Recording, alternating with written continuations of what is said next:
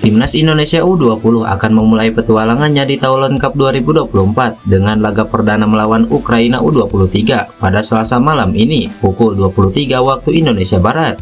Pertandingan ini menjadi ujian berat bagi Garuda Muda, mengingat Ukraina U23 bukan tim sembarangan. Ukraina U23 merupakan salah satu kontestan Olimpiade Paris 2024. Mereka lolos ke Olimpiade setelah mencapai semifinal Piala Eropa U21 2023. Tim ini diperkuat pemain-pemain terbaik. Di sisi lain, Timnas Indonesia U20 diperkuat mayoritas pemain jebolan Piala Dunia U17 2023. 6 pemain diaspora juga memperkuat tim, diantaranya Jendra Pens dan Mauresmo Hinoke. Thailand Cup 2024 menjadi ajang pemanasan bagi Ukraina U23 sebelum Olimpiade, sekaligus momen seleksi bagi pemain diaspora Timnas Indonesia U20. Penampilan apik di turnamen ini dapat membuka peluang naturalisasi bagi mereka. Timnas Indonesia U20 tergabung di grup B bersama Ukraina, Panama, Italia, dan juga Jepang.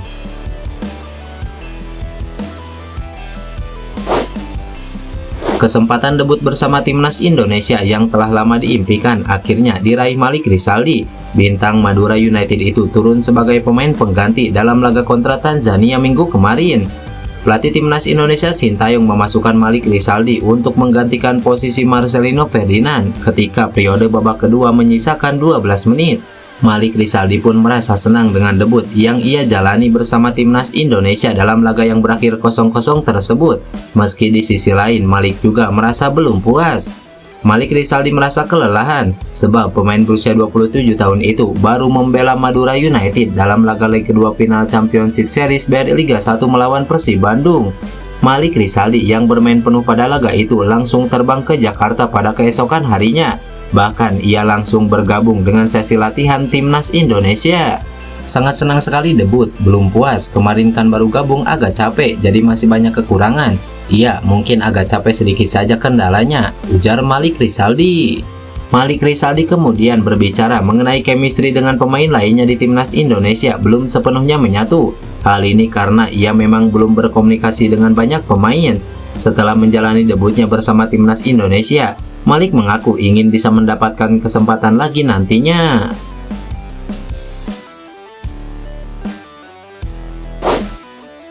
Kiper Inter Milan Emil Audero buka suara terkait peluangnya memperkuat Timnas Indonesia.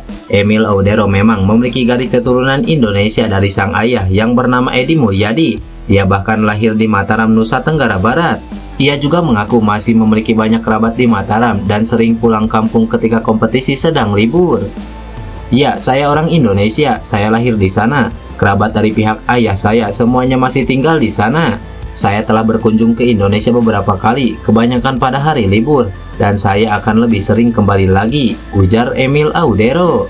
Nama Emil kembali mencuat dan diisukan bakal menjadi pemain naturalisasi setelah sempat bersalaman dengan Ketua Umum PSSI Erick Thohir pada April lalu. Sebenarnya bukan saat itu saja kabar soal naturalisasi Emil Audero ramai. Upaya naturalisasi sudah dilakukan PSSI sejak era Edi Rahmayadi, namun keinginannya untuk tampil di Timnas Italia menghalangi hal itu.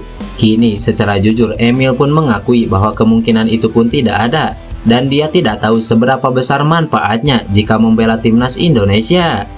Anggap saja tidak sedekat itu, memang benar Timnas Indonesia menginginkan saya, tapi saya hanya punya paspor Italia, jadi kemungkinan itu pun tidak ada. Tentu saja saya bisa mengajukan permintaan, tapi saya tidak tahu seberapa besar manfaatnya bagi saya, jelas Emil Audero.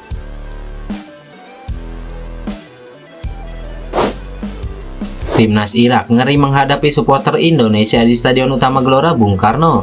Seperti yang diketahui, kedua tim akan bentrok pada matchday kelima grup F kualifikasi Piala Dunia 2026 putaran kedua pada Kamis mendatang. Timnas Irak sudah mengantongi tiket melaju putaran ketiga kualifikasi Piala Dunia 2026. Mereka meraih 12 poin dari 4 kemenangan di grup F putaran kedua kualifikasi Piala Dunia. Meski demikian, Irak tetap menargetkan kemenangan melawan Timnas Indonesia untuk menyapu bersih laga fase grup dengan kemenangan. Namun, misi tim berjuluk Singa Mesopotamia itu tak akan berjalan mudah. Skuad Garuda bakal mati-matian mengincar poin penuh untuk mengamankan tiket ke putaran ketiga kualifikasi Piala Dunia 2026. Ditambah lagi Pratama Arhan dan kolega akan bermain di depan pendukung sendiri yang terkenal militan. Tim tamu paham teror SUGBK akan mengganggu konsentrasi. Pelatih Irak Jesus Casas memberikan instruksi khusus kepada anak asuhnya untuk menghadapi tekanan tersebut.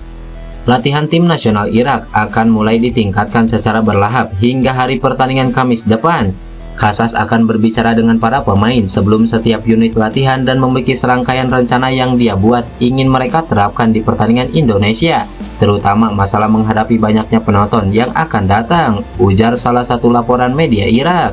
Saat ini timnas Irak masih menunggu 3 pemainnya yang belum tiba di Indonesia. Mereka adalah Rabin Sulaik, Amir Al-Amari, dan Marco Verratti.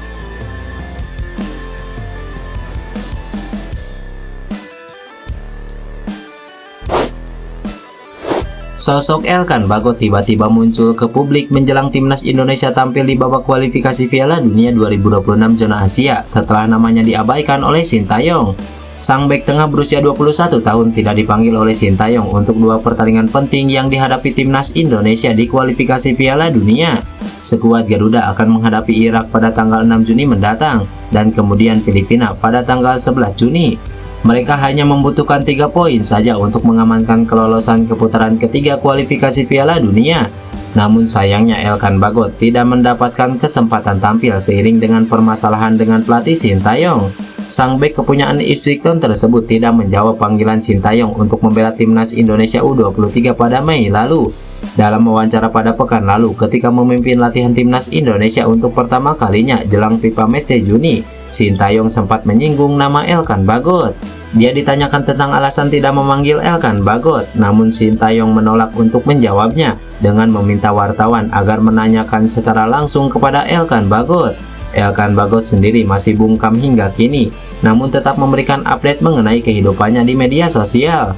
Uniknya, sang bek tengah berusia 21 tahun terlihat sama sekali tidak terganggu oleh rasa jengkel Sintayong. Dia tetap mengunggah foto-foto liburannya bersama sang kekasih. Kini mereka berada di New York, Amerika Serikat, sebagaimana unggahan terkini di Instagram Bagot.